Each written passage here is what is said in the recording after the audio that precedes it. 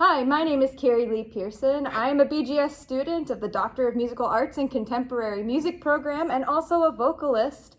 And with me here I have Jonathan David Kroeger. I am a composer and singer here at Bowling Green State University, and I am getting master's degrees in both fields. So, awesome. Yeah.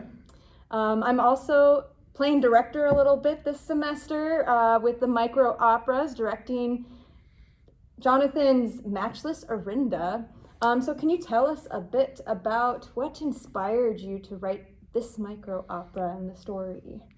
So I have spent a lot of time doing, back in my undergrad, we had multiple classes where I looked at poetry, particularly English poetry from the beginning to now. And one of the poets that I really liked reading was Catherine Phillips. And so I had written a story, I guess one could say, a monodrama about her at one point for an assignment. And then when the opportunity came to submit proposals for micro-operas, I realized how wonderful it would be to have a micro-opera about that story. So this is not a historical telling of Catherine Phillips. However, this is a dramatization based off of her character using some of her poetry. Awesome. So you wrote the libretto for it, right? Yes, I like to say I wrote 99% of the libretto because there's 1% of the libretto that is one of her poems. Yes, awesome. And the title, Matchless Orinda, where does the name Orinda come from?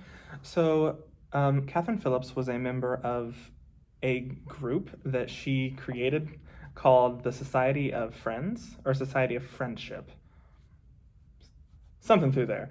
And all of the people in this society took on what they referred to as pastoral nicknames. And hers was Orinda. And during her lifetime, when her poems were published, she was published as the Matchless Orinda.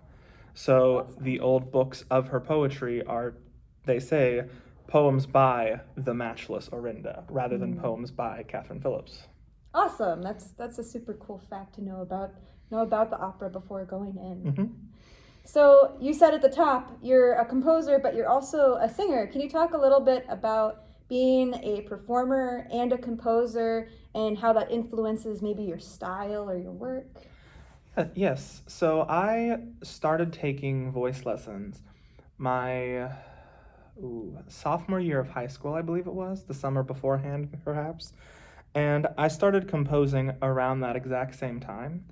So I've kind of been doing both of them as long as I have been pursuing either of them. I had studied piano beforehand, so I had known how to read music for a while before I got to that point. But around that age, I guess, which like 14 or 15, I just started getting interested in singing and composing at the same time. So since then, I've been doing both of them. Great. Awesome. Mm-hmm. Yeah, no, I can say as someone who has worked with you both as a performer and a director that you have a really good sense of the human voice and how to treat it. So well, thank you very much. I think that everyone's in for a treat to hear your work this Friday. I sure hope so. Thank you. Yes. All right. Is there anything else you'd like to share about yourself, like maybe your socials or your website, anything like that? My website is my full name with my middle initial, jonathandkroeger.com, and my Instagram is the same, @JonathanDKroeger. If you'd like to listen to more of my work or learn more about what I'm doing, that would be the place to go. And if you don't mind, I actually have a couple questions for you. Sounds good. About having worked on Matchless Orinda for a while now. Yeah. Generally, what challenges does bringing a work like this to life bring? I would say for me, the greatest challenge with this, and, works similar to it, is how to not to overstep the boundary of emphasizing the music and making it distracted from. So I wanted to make sure the music is so rich in and of itself. When I first read the story, I had tons of ideas for like art and character and all these kinds of things. But then a lot of those things I actually stripped away as we went along because I realized, a lot of it is the music and the character direction. And so as long as those things were really solid, I wanted those to shine over the set and the costuming and everything like that. Those should be simple, and that's what you'll see this Friday. Well, I have to say, we just got out of a dress rehearsal, and it is, what you've done is wonderful. It looks magnificent. So then, I guess, as part of that, during that process of stripping things away, deciding what should and shouldn't be done, what was the moment where you said, like, we have a show? There's always that moment where you're like, oh yes, this will work. We'll have something.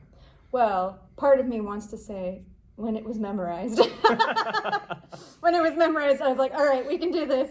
But more than that, there was a rehearsal that you could see the actors, the singers really embrace their characters, and it went from like an 8 to a 10 where the music was all right, but now their emotions throughout, it didn't just look like they were acting how they thought they should. It looked like they were trying to react the way that the character would.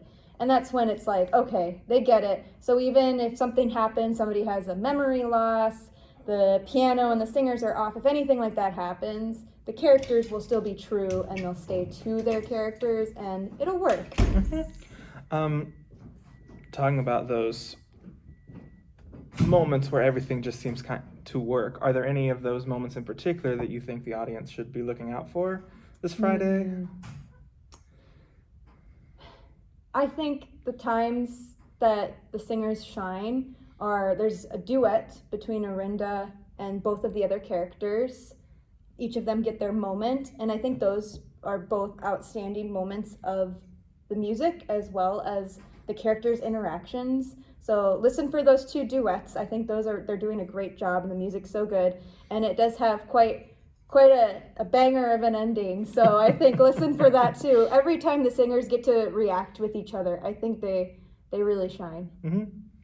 All right. Well, thank you very much for all the work you've done for this opera. Thank you for the music.